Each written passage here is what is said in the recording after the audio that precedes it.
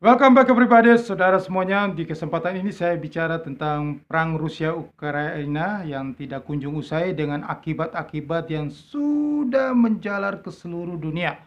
Ya, melonjaknya harga-harga komoditas pangan dan energi yang membuat inflasi yang tidak bisa dibendung lagi, yang menuju resesi dan stagflasi dan akhirnya ke Great Depresi. Depresi hebat yang akan terjadi di seluruh dunia. Nah, perang Rusia-Ukraina ini bukan hanya perang secara militer ya, yang merusak gedung-gedung, merusak suatu negara ya.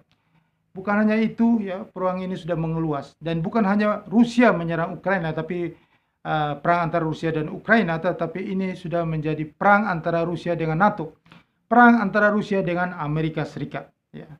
Kita bicara di sini adalah perang juga meluas menjadi perang antara mata uang lainnya di luar US dollar untuk mau menurunkan, menggeruskan, mendolarisasi, menurunkan hegemoni US dollar sebagai mata uang cadangan devisa dunia. Nah, di sini akan sesuai dengan judul di sini, kenapa saya mengatakan judul mata uang rubel vs US dollar, siapa yang menang.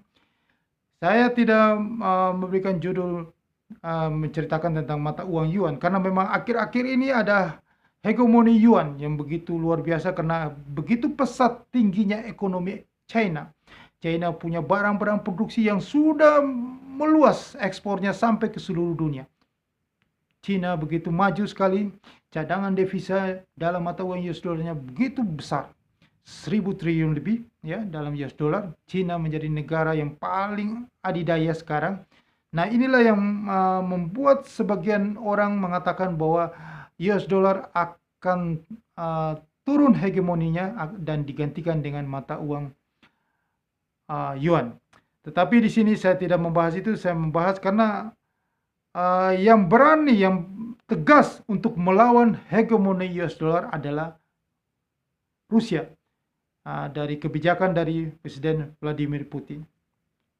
Jadi di sini Anda akan melihat bahwa siapakah yang menang, rubel atau hegemoni US dollar.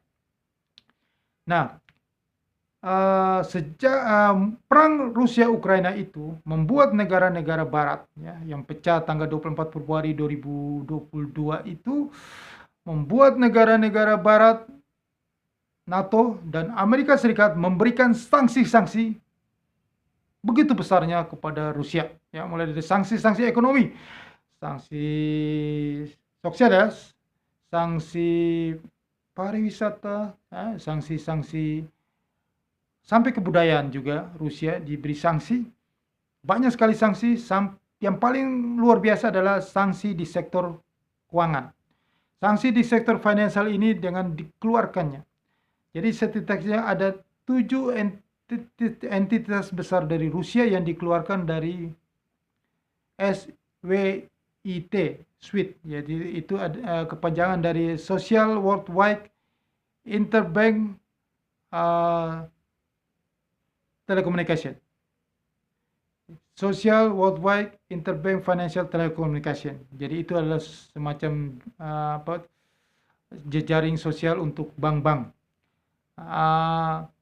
Dan juga Amerika Serikat selain mengeluarkannya Rusia dari SWIFT juga membekukan cadangan devisa Rusia ya di bank-bank di luar negeri. Jadi bank-bank di luar cadangan devisa Rusia di bank-bank di luar negeri dibekukan. Nah, perlu diketahui bahwa separuhnya dari cadangan devisa Rusia itu ada tersebar di bank-bank di luar negeri, kebanyakan di negara-negara Eropa. Nah, cadangan devisa Rusia itu pada saat terjadi perang itu pada bulan 24 Februari lalu itu sudah sebesar 643 miliar US dollar. Itu angka yang sangat besar sekali ya, 643 miliar US dollar. Sedangkan cadangan devisa kita Indonesia itu hari ini sudah 100 turun lagi jadi 135 miliar US dollar. Nah, itulah cadangan devisa Rusia.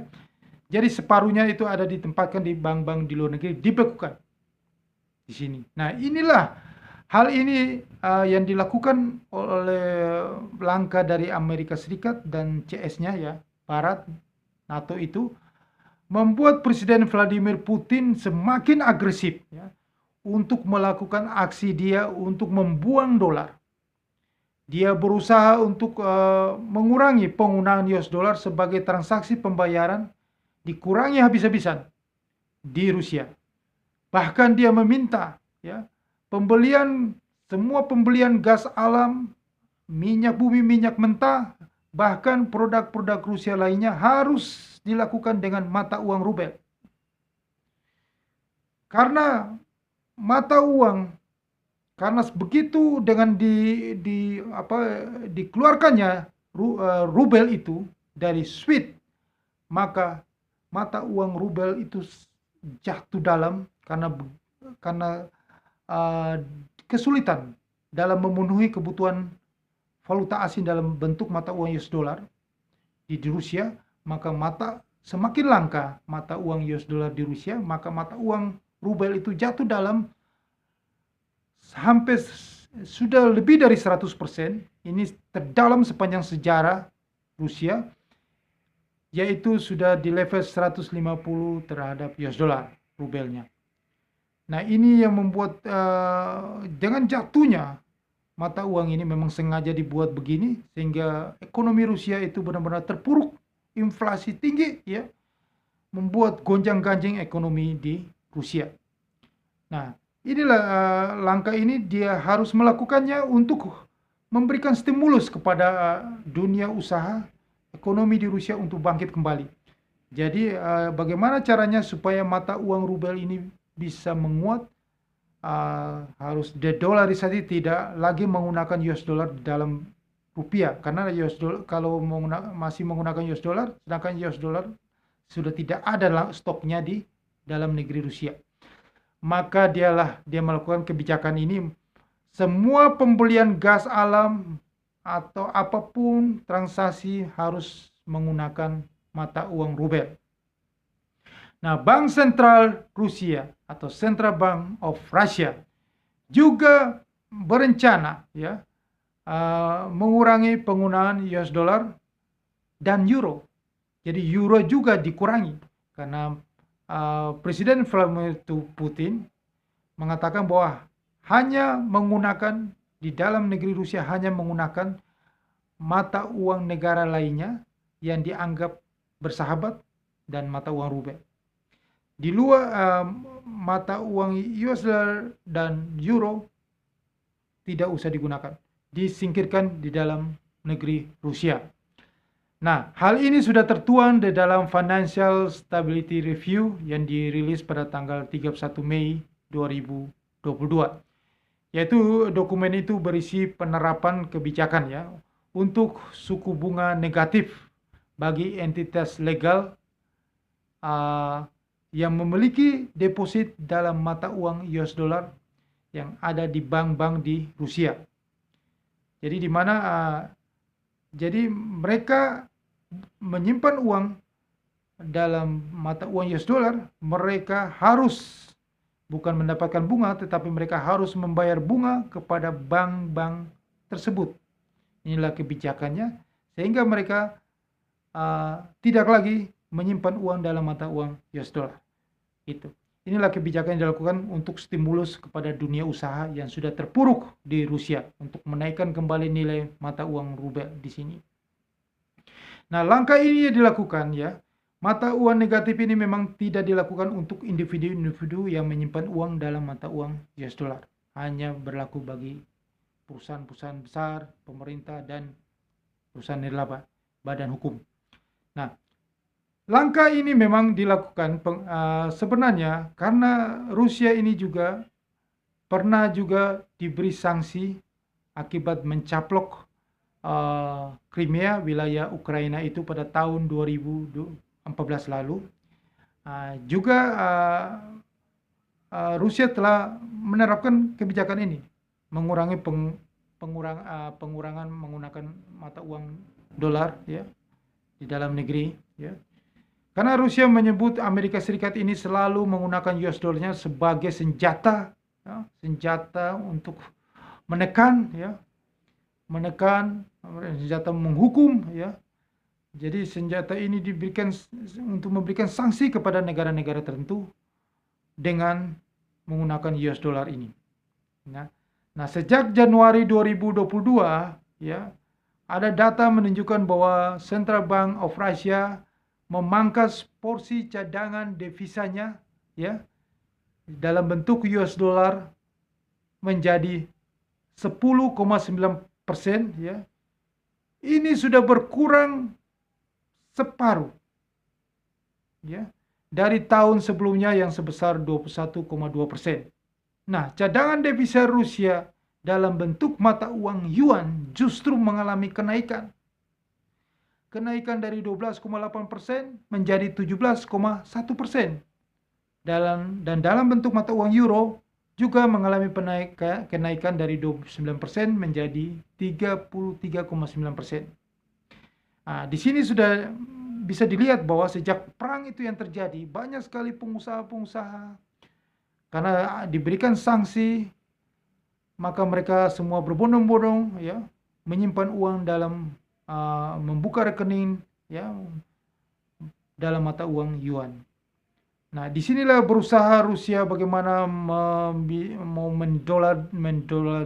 dedolarisasi, mau meruntuhkan hegemoni US dollar. Karena memang ada ketakutan dari beberapa negara di dunia. Dengan begitu kuatnya hegemoni US dollar, mereka dengan nantinya akan dengan sekenanya berkuasa untuk memberikan sanksi-sanksi. Uang mereka, harta mereka dibekukan, ya. Dan ini akan memperburuk ekonomi mereka.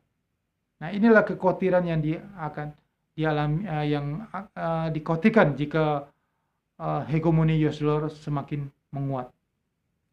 Nah, aliran modal yang besar ke Amerika Serikat itu bisa menambah defisit transaksi berjalan. Dan dengan secara terus-menerus, ya, Amerika itu berdasarkan data yang sudah dikeluarkan oleh Bank Sentral Amerika, periode tahun 1999, jadi 10 tahun sampai ke 2019. Jadi ada dalam periode 10 tahun itu penggunaan US dollar dalam transaksi internasional di wilayah Amerika, jadi di wilayah benua Amerika, ya, Amerika Utara dan Amerika Selatan itu yang paling tertinggi, itu sudah mencapai 96,4%. Kemudian di Asia Pasifik itu sudah mencapai nilainya 74%, karena ada hegemoni dari mata uang yuan juga. Jadi berkurang 74% di Asia Pasifik. Penggunaan US dollar lebih kecil itu terjadi di Eropa. Itu hanya sekitar 23,1% saja. Karena memang di Eropa punya mata uang tunggal, yaitu euro. Di kawasan Eropa punya mata uang tunggal euro yang memang punya kontribusi besar dalam perdagangan ekspor-impor antara kawasan ekonomi di kawasan Eropa. Nah, jadi memang di situ mereka selalu menggunakan mata uang tunggal euro. Jadi memang cadangan devisa dalam bentuk US memang berkurang di Eropa. Tetapi di sisi dunia lainnya, penggunaan US dollar itu sudah mencapai 79,1%. Di luar itu, kawasan Eropa, Asia Pasifik, dan Amerika Utara, Amerika Selatan. Nah, melihat porsi cadangan devisa US dollar menjadi cadangan devisa global yang hampir 60%, ya, terlihat jelas bahwa dominasi US dollar ini benar-benar sangat kuat di dalam dunia finansial global, ya.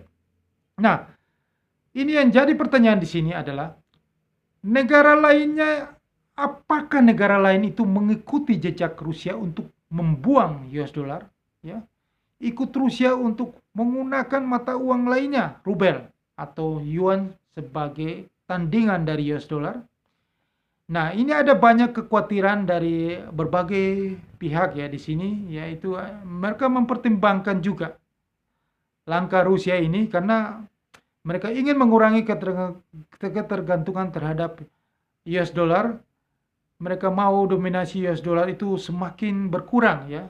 Jadi mereka juga meyakini akan tergerus. Tetapi saya melihat di sini bahwa dominasi US dollar tidak akan tergerus.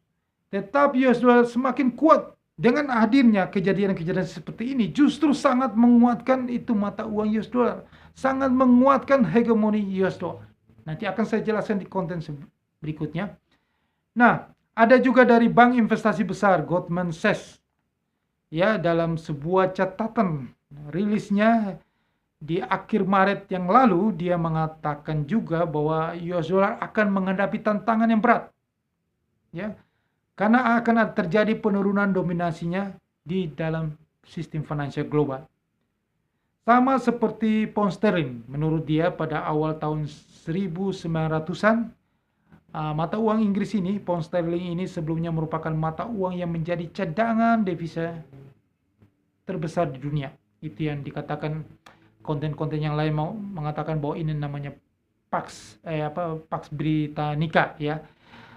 Tetapi akhirnya runtuh dan disalib oleh US dollar, berganti katanya Pax Americana. Itu semuanya tidak benar ya. Diganti dengan US dollar, jadi porsi pound sterling saat ini sebagai cadangan devisa dunia itu hanya sekitar 5% saja sebagai devisa global, cadangan devisa global.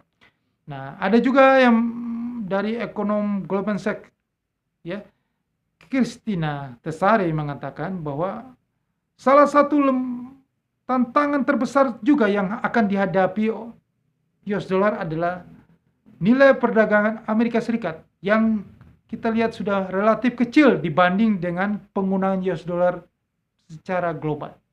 Nah, memang kalau kita lihat berdasarkan data statistik, nilai ekspor Amerika Serikat itu tahun 2020 sebesar 1,43 triliun US dollar. Berarti itu cuma 8% kontribusi dari total ekspor global. Nah, sementara impornya tercatat sebesar 2,4 triliun US dollar. Berarti kontribusi itu 13,5% dari total import global. Nah, dengan nilai perdagangan itu dibandingkan dengan penggunaan US dollar, maka sangat dominan dalam perdagangan. Jadi ada ruang. Jadi ini mengatakan bahwa ada ruang bagi negara-negara lain untuk menggunakan mata uang alternatif. Karena memang ekspor barang produksi dari Amerika Serikat itu hanya 8%. Impornya lebih besar. Tetapi seluruh dunia itu menggunakan dalam transaksi perdagangan itu menggunakan mata uang US dollar. Nah, seperti data yang tadi mengatakan bahwa cadangan devisa terbesar masih dalam bentuk US dollar. Nah, disinilah kekhawatirannya mereka bahwa akan turun dominasi US dollar ini. Saya mengatakan bahwa tidak ada. US dollar tetap menjadi cadangan devisa dunia, menjadi nilai tukar perdagangan ekspor impor di seluruh dunia. Hegemoni US dollar tetap tinggi. Justru dengan ada kejadian ini, justru dengan ada perang Rusia Ukraina, dengan diberi sanksi, dikeluarkannya ini membuat kelangkaan US dollar di Rusia ya. Dengan adanya inflasi yang tinggi begini, maka mata uang sebagai safe haven adalah US dollar. US dollar akan dicari. Karena negara-negara lain, karena Amerika Serikat ini telah membuat suatu desain dengan adanya kejadian luar biasa, inflasi, ekspornya itu, ekspor yang sekarang dilakukan adalah Amerika mengekspor inflasi ke seluruh dunia. Dengan adanya Amerika inflasi, maka seluruh dunia kena inflasi. Dengan adanya perang Rusia Ukraina ini, kenapa aksi langkah pertama yang dilakukan Amerika adalah melakukan sanksi perdagangan, ekonomi, ya, sanksi dikeluarkannya US dollar, ya, Rusia dari SWIFT, ya, sehingga langkanya US dollar di Amerika sehingga membuat harga-harga komoditas pangan energi naik di Rusia. Itulah tujuan Amerika membuat inflasi terjadi tinggi di Eropa. Ya. Nah, karena jadi jika inflasi sudah semakin tinggi, maka US dollar akan semakin langka dan US dollar akan dicari. US dollar semakin bersinar, emas, permata, US dollar semakin luar biasa dicari, dikejar orang. Inilah tujuan dari Amerika Serikat menaikkan hegemoninya kembali. Jadi dunia diriset ulang kembali, ya di saat ini. Diriset ulang untuk menaikkan hegemoni US dollar lagi. Karena kekhawatiran Amerika Serikat punya pesaing, yaitu dari majunya ekonomi dari negeri tirai bambu. Yang dikhawatirkan Cina suatu saat ini menjadi pesaing untuk cadangan devisa negara-negara di Asia Pasifik. Buktinya Rusia sudah banyak cadangannya di mata uang yuan. Jadi permasalahan di sini adalah rubel mencoba melawan US dollar. Yang menang adalah US dollar. US dollar tetap menjadi cadangan devisa global. US dollar tetap menjadi kuat, tidak bisa tergerus hegemoni dominasi US dollar terhadap mata uang lain. Saya akan melanjutkan di kesempatan berikutnya, di konten berikutnya tentang bagaimana rencana kreasinya, desain yang dilakukan sehingga US dollar tetap menjadi cadangan devisa dunia, menjadi alat tukar perdagangan dunia, mempunyai dominasi di dunia selama-lamanya. Itulah tujuannya. Dan semua yang terjadi saat ini adalah tujuan untuk menaikkan pamor US dollar. Oke, sekian informasi yang bisa saya berikan. Semoga ini bermanfaat bagi Anda. Dan jangan lupa Anda subscribe channel YouTube ini dan Anda sebarkan kepada semua orang. Dan jangan lupa tekan loncengnya juga. Dan Anda like juga. Dan Anda ingin tahu lebih jelas tentang peluang di balik rubel melawan US dollar ini, Anda harus trading di currency. Karena peluang terbesar, saya mengatakan kepada Anda, selalu saya ulang-ulang, di saat kondisi yang tidak pasti, tidak menentu ekonomi ini, ya, kondisi seperti ini adalah Anda harus trading di bursa berjangka, di futures trading. Karena futures trading itu memang investasi trading yang terbaik itu adalah Anda harus trading saham. Saya mengatakan kepada Anda, tetapi tahun 2022 ini, sejak tahun lalu saya mengatakan Anda tidak boleh trading saham karena kondisi ini adalah kondisi buruk bagi investasi saham, cryptocurrency, dan lain-lain. Yang terbaik adalah investasi lindung nilai. Investasi yang terbaik adalah Anda trading di futures market. Anda trading currency against US dollar. Karena saat ini, tahun ini adalah tahun bangkitnya hegemoni US dollar.